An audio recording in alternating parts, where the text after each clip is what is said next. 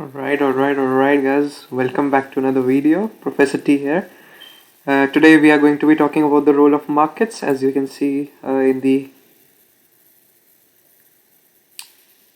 I hope my screen is visible, right? Yeah, it is. Okay, right. So today we're going to talk about the role of markets and 2.1 basically. And so without further ado, let's get started. Let me just present it. Alright, Economics 101, as you all know. Lesson 3, Role of Markets, topic 2.1.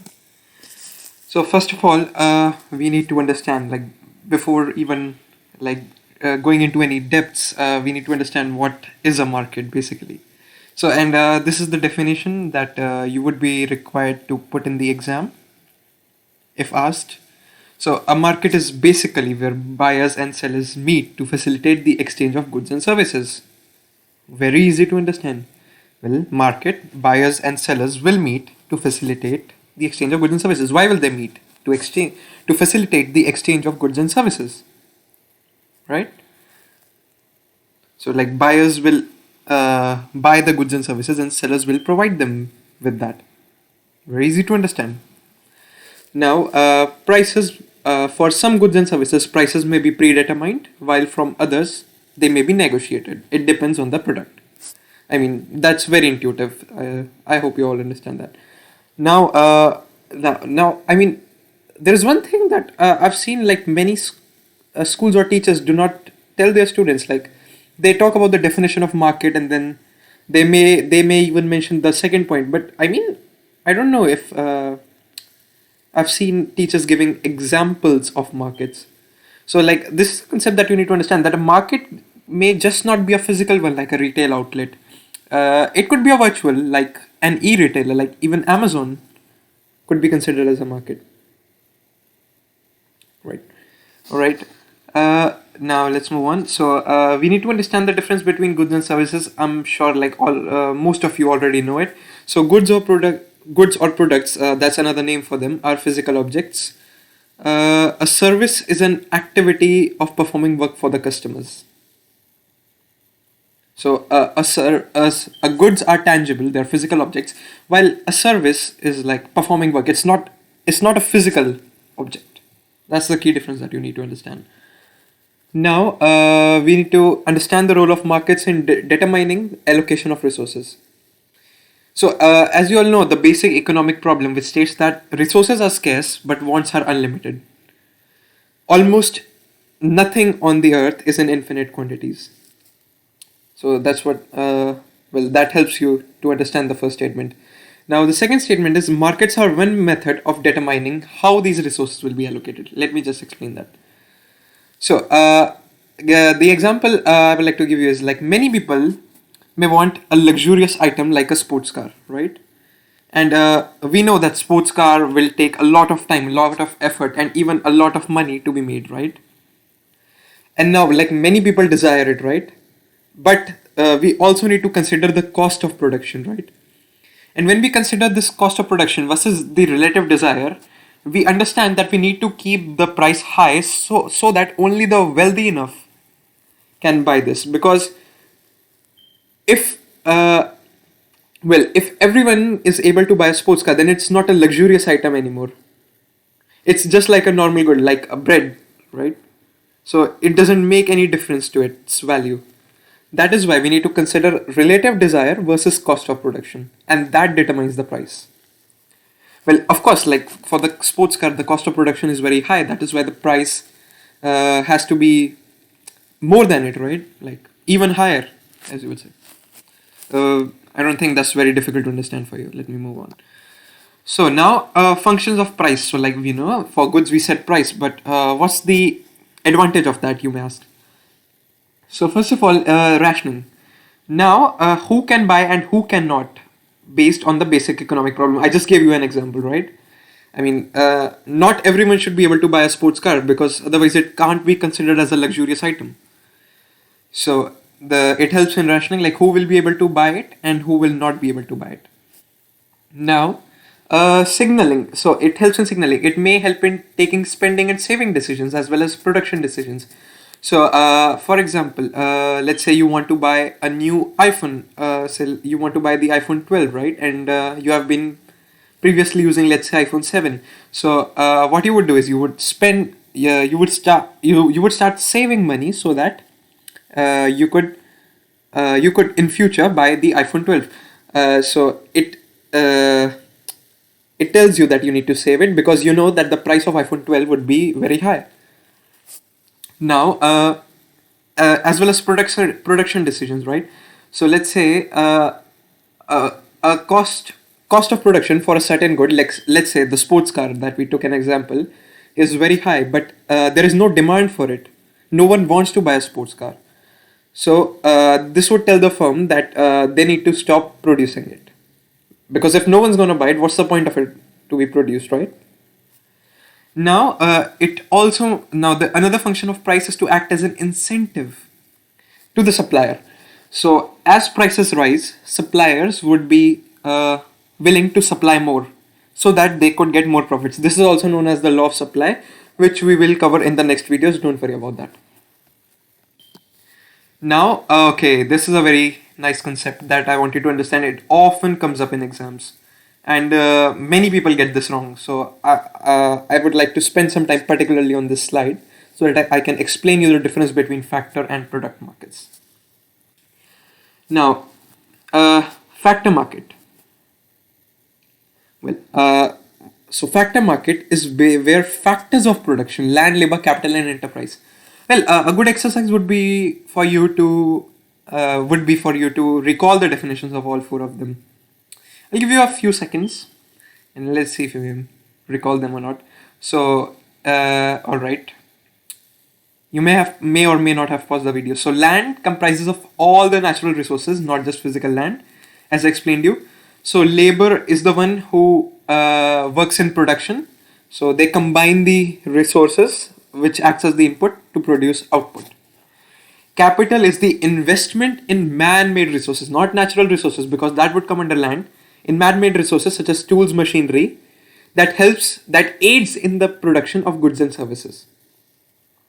And enterprise is someone who needs to come up with the idea, or someone who takes the risks in production. Alright, so a factor market is where factors of production are bought and sold or traded. An example is a livestock market may trade in sheep or cows. A wood market may trade/sell wood to furniture makers, which would then become a finished or consumer good. Right, in the previous video, I explained the concept of capital good versus consumer goods. So consumer goods are the ones that are used for final consumption, whereas capital goods, such as let's say machinery, can be used to make further goods. Now, what happens is consumer goods are only used for consumption and are not meant to be used to produce other goods. So factor market is where factors of production, land, labor, capital, or enterprise are bought and sold. Well, of course, I mean, there is nothing such as enterprise market. Sorry about that. So land, labor, and capital basically. Because enterprise, I mean, I don't know how enterprise can be sold. It can't. Now, product market is where consumer goods are sold, which are the final goods, which are meant for consumption. Example, you may just go to Burger King for a burger, right?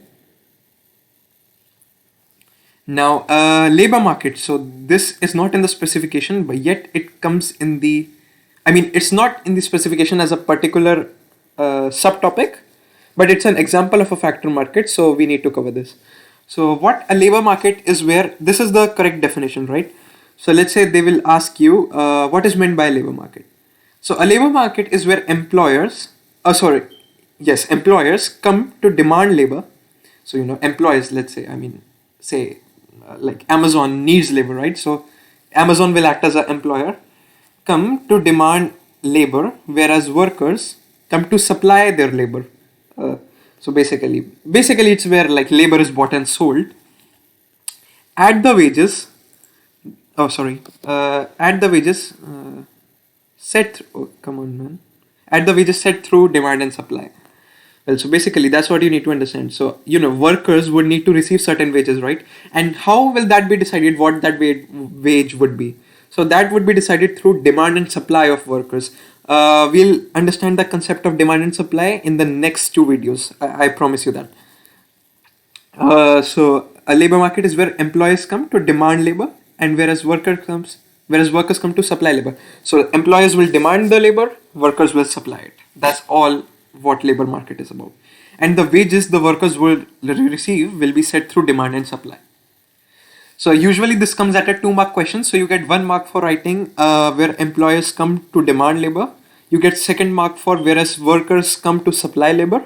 And let's say if it's a 3-marker question, you would write at the wages set through demand and supply of workers. Very well. All right. Now you have understood the difference between factor and product markets.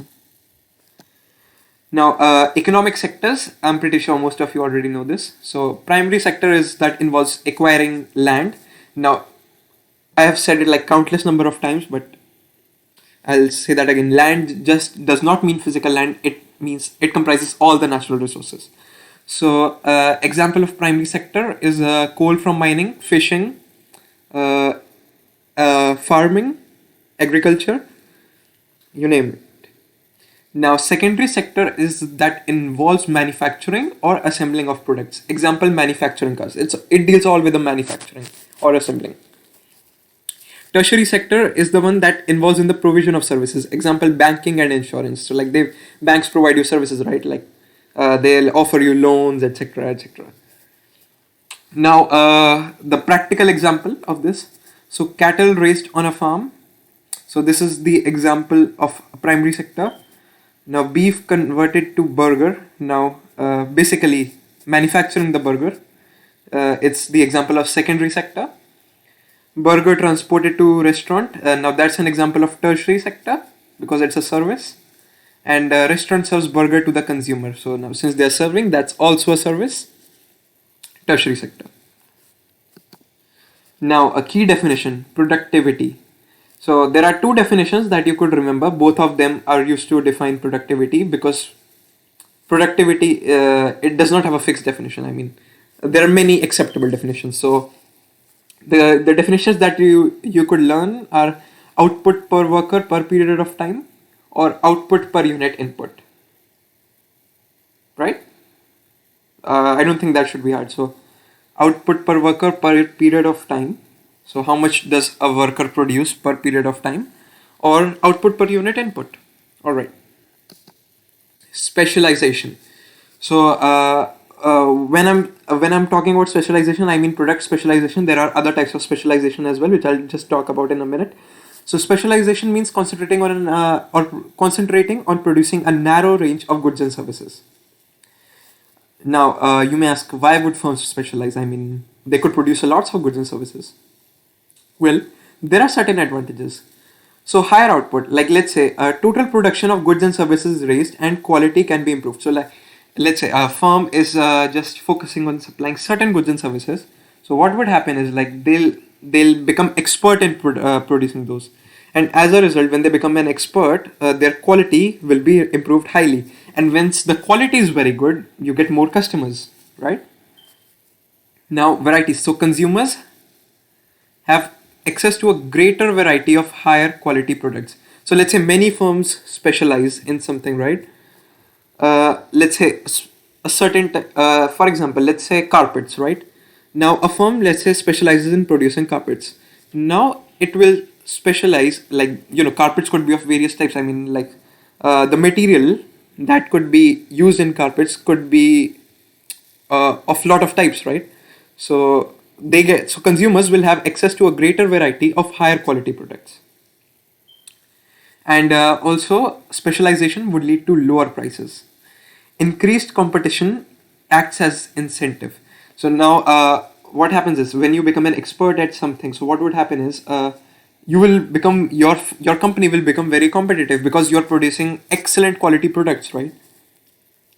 And as a result, you could lower prices because since you would already have more customers, you can lower the prices.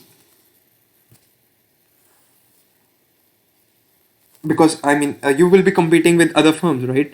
As well. So I mean, since your product is like already of excellent quality and you will have more customers incoming, so you can lower prices. Your profit will not be decreased so much, and you will be able to achieve monopoly status, which we will talk about in the later videos. But I'll just give you what monopoly status means. Like, it's like when you are totally dominating the market. So that's just a vague definition that you need to understand. We'll cover it in detail in the future videos. Now we'll talk about specialization of labor, also known as division of labor. So workers are divided into groups and given a very specific job so that they repeat a particular task often. Example, in a restaurant, the owner may ask some employees to concentrate on cooking the food and others to serve food to the customers. Now, advantages: output increases as workers become more competent at a task. Very self-explanatory, because workers are performing the same task again and again, and so the output will increase because they'll master that task. Now, increase in productivity, which is the output per unit input or output per worker per period of time, reduces the overall production cost per unit. So let's say you are cooking a dish, for example. Just forget about the name of the dish. And now you would know, like, let's say you are an expert at cooking that dish. You would know exactly the amount of ingredients you need to cook that dish. So what would happen is you will buy the exact amount of materials or to cook that dish, and as a result, your unit cost would be kept to a minimum. So there will be no surplus or no deficit in that. Now, a disadvantages of like division of labor is that workers may get bored. I mean, if they are doing same thing again and again and again and again, so they'll get bored, and productivity may start decreasing in the long run. And increase in mass produced standardized goods may reduce choice for consumers. Now, okay, so basically, now since workers are given a certain job, let's say a worker has a certain job of producing only one type of goods. So what would happen is, like, if you're not producing basically a lot of types of goods, so this reduces choice for consumers. So basically what would happen is they would look to the in other markets. I mean, not in other markets, for they'll go to other businesses who are producing more variety of products. So that's a problem with specialization. Now, so there are many types of specializations, not just product specialization. For example, specialization of labor, and I've given you a definition here: potential advantages and disadvantages. So you don't need to learn all of them. I'll recommend you to pause the video and just read them once or twice, so that you just get conceptual clarity of what it is. It's written in very simple language here. So the first one is specialization of labor. The second one is international specialization. So countries specialize in producing goods in which they have an absolute or comparative advantage. And these are the potential advantages. These are the potential disadvantages. Just have a read. The other one is regional specialization. Here's the definition. Along with examples, you have the advantages, you have the disadvantages. Maybe learn one or two for each one of them. It's not, it's not very difficult to understand, so I don't think you should have any problems with that. Product specialization, which we just talked about. So these are the 4 types of specialization that you need to understand. Now we are on to the final concept that we need to understand, which is the exchange. So what do we mean? So, for specialization to be a valuable method for improving efficiency in an economy, there must be a method of exchange. And here I have given you an example so that you understand it better. So if UK specializes in the production of apples, then it would benefit from a system where it can exchange some of the apples for bananas or for other food items that it does not produce. Of course, so so based on the geographical conditions in the UK, it's not able to produce certain types of food items. Well, if you do geography, you would know. So it imports certain items, and when it's importing certain items, so it would like a system where it can measure the value of those items and further on import it like accordingly. So the primary method of exchange, of course, is money. UK can directly swap apples for bananas, but is more likely to sell apples first using money, because money provides a more accurate value to the products. Like, I mean, how would you know how much an apple is worth for a banana? I mean, it's difficult to understand, right? And it's difficult to, I mean, keep a record of all those things. So individuals also get paid wages and money. So money acts as a method of exchange, which makes buying and selling much easier. That's all you need to understand. Now, the final concept is the roles of money. So money can act as a medium of exchange, which we just talked about. It can act as a store of value. Before coming to the store of value, let's understand measure of value. So it can give value to a certain product. So for example, like let's say when you're selling an apple, each apple could be worth like 50p, £1, or I don't know what's the rate in the market, but so it provides a good with a value. Now, a store of value. So basically, this is all related to the purchasing power, which we will also talk about in the later video. So let's say so. For example, okay, let me just tell you it right now. So at this point, let's say you have £100 and you can buy, let's say, 10 different products of same price, basically of £10. Now what happens is, as inflation takes place, inflation is the general rise in prices over time.